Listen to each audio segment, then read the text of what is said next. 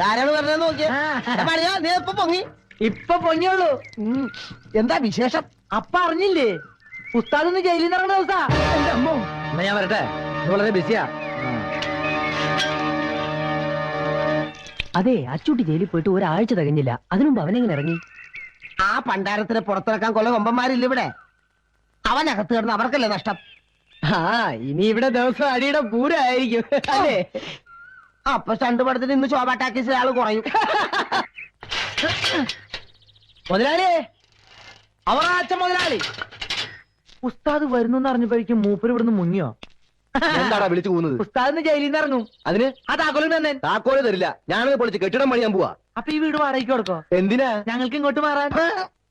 എന്റെ കർത്താവേ, ഒരുത്തനെ അവിടെ ഒഴിപ്പിക്കാൻ വേണ്ടിയാ അച്ചൂട്ടി ഏൽപ്പിച്ചത്. എന്നിട്ട് ഇപ്പൊ ദോഷപ്രതിക്ക് പോയിട്ട് പൊറി ദോഷക്കാരായെന്ന് പറഞ്ഞ പോലായി. ഇനി അവനെ ഒഴിപ്പിക്കാൻ ഞാൻ ഏത് ഗുണ്ടയാ ഏൽപ്പിക്കേണ്ടത്?